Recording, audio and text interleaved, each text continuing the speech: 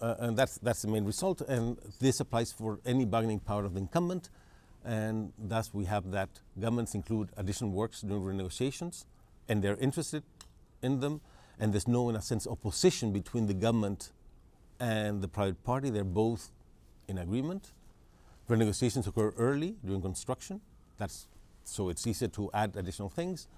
The cost of negotiations is passed on to future administrations, and first, the firms can make loss-making bids, which they recover during renegotiations. There's some extensions that I won't go into, but I want to point out that that this could be solved by accounting fiscally for PPPs correctly. And for instance, as you know, Eurostat has tried to do this for a long time, and in 2004 they assigned PPPs to the fiscal balance sheet if the private party bore some risks.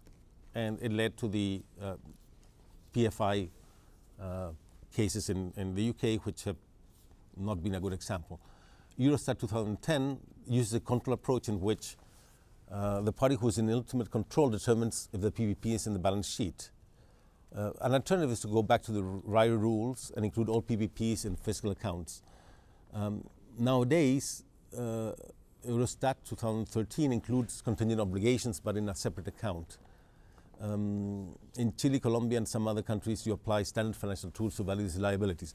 But on the other hand, it's not clear that the renegotiated amounts are included at all in the fiscal accounts. So that's something that should be looked at.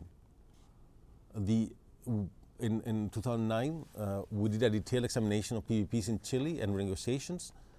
And renegotiations were worth more than 30% of the initial value of the projects on average.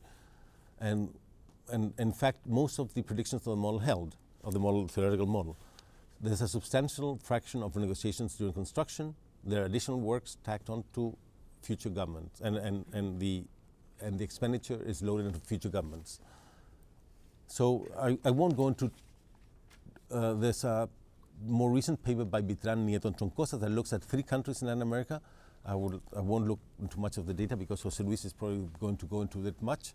But these 3 countries have between them about 56 concessions in the road sector, and they've had a lot of renegotiation. I just want to look at some data on them, and not this one, but some graphs that I'd show you. This is a data that shows for each the x-axis shows a concession. So 1 is the first concession, 2 is the second concession, etc. for Chile and Peru, and that shows the amount renegotiated during construction. As you can see, there's a lot of variation. Some concessions or PPPs have no renegotiations whatsoever, and others have large amounts of renegotiation. It's not clear exactly the reason. We've been trying to figure out if it's close to election time or not, but we don't know. We haven't been able to do that yet, because it's difficult to determine the time at which that happens. In Colombia, on the other hand, numbers are a bit higher. If you look at the numbers for Peru and Chile, they're on average about 30%, with some spikes, big spikes, like 70% in one case in Peru. But in Colombia, the numbers are much, much higher. There are lots of them that go over 100%, and some reach up to 600%. So I couldn't even put in the same scale, so that's why I had to separate it into 2 graphs. And the second one that I want to show you is, if you look, if you divide PPPs by the age that they have, so you group all the ones that have 1 year of age, 2 years of age, etc.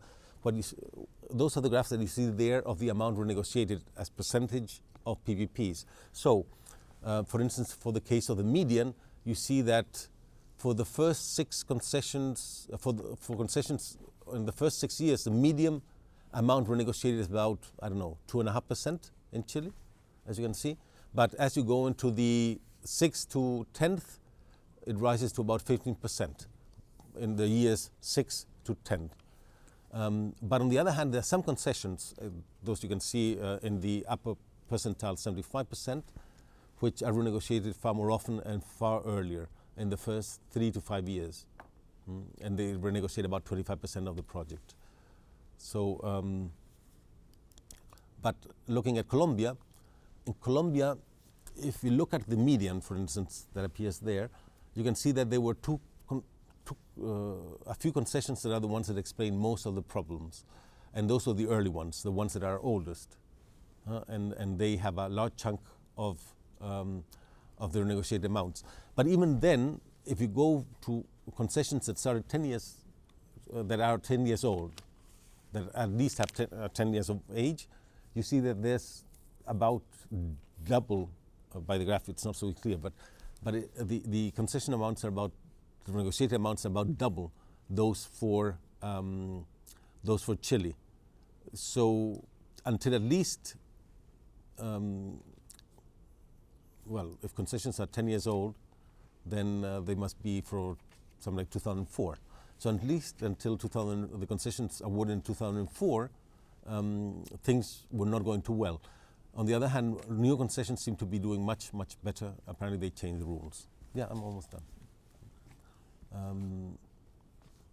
For Peru, Peru has a shorter time experience, and you can see that the numbers, they look a bit more like Chile.